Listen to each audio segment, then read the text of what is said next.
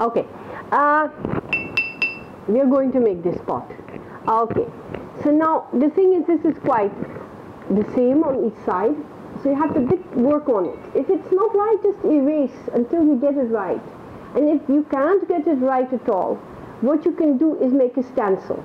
Just fold the paper in half and cut with the scissors the shape. Automatically the other shape will come, and you can just place it on the piece of paper and then trace it.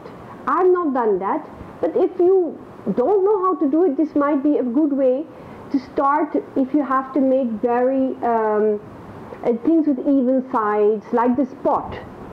Now, I wanted to show you actually the difference of color, of shading on this pot actually. You see the light where it's shining, it's lighter here, and it's darker here. Now this pot that we have here, this pot we have here is just very, very, very, you know, plain. It doesn't even feel like it has any body to it. But when we start, now the light, where is always when you're doing any kind of shading, you must see where the light is coming from. Like I always know where the south is because my brain automatically has been geared to see where is the light coming from as an artist. But you can also train yourself. Where is my sun? Where is it? And then you know where the light is falling from. Naturally inside, right now it's artificial. It's artificial sun.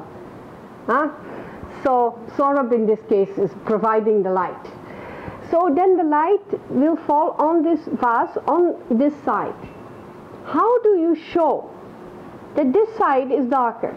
So that once you shade this side, you will get this nice full feeling to the pot. So we can do these things that we were doing before. I'm going to maybe, I don't want to do it upside down. I'll do my best to make it like this because my hand also has to go well. Now which one I'm making the little shaded portions like this? We shade it like this. The way I showed you now, just now I showed you. And always look carefully. It's a question of really looking at things. Look. Because you know, you might say, oh, the pot is shaded on one side and it is light on one side and it is dark on one side. But actually, even in the lightness and the shadedness, there are differences. You know, like generally, you know, the shadow from this side, but you also have the shadow from the pot itself falling onto it at the bottom.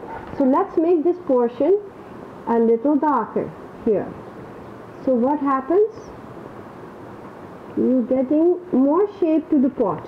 And at the bottom there's always a little line here where it's darker. So please make it darker here. Now we can even do a little bit more like this. I'm doing the little circular movement now in the shading which I showed you before. I'm just doing little unevennesses here because I want to fill in these sides a little bit. Now the shadow, you can see how it's falling. We are doing it very nicely. Let's make the lines. We are not going to work in color today. We are not working in color today. I'm just doing a quick job. Now what am I doing? I'm doing the grass movement right now. You can see the grass movement. Just I press it down and I just pull, press down and pull, press down and pull, press down and pull, press down and pull. Yeah, and of course we want to make, never ever forget, we're going to do a little erasing here.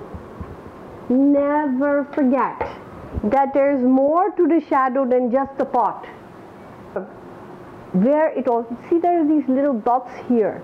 So we sometimes can make it darker like this, just a little darker here, and then what we can do is with the eraser we can just maybe do a couple of dots here, you know, like that.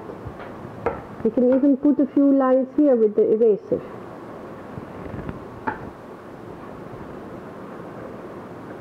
It's a nice Indian eraser. There's no problem with the Indian erasers. They're good. I like them. You don't always have to use Staedtler. You can see how this happens. sometimes I just like to even erase the outline on this side now. We can just do that also, just so that we have very light side here. Can do that also. See how nice it's becoming. So there you are. And have this. Now we would like to also make it. I don't believe that pots are floating. I'm not a genie that will be able to float the pot, but here we will start doing a little bit of shading that the pot is giving to the ground on which it stands. Please observe where the shadow is falling. I'm not going to complete the whole drawing because it will take too long. It's just, I've given you the basics, how it gets done. You've seen me employ quite a few of the techniques.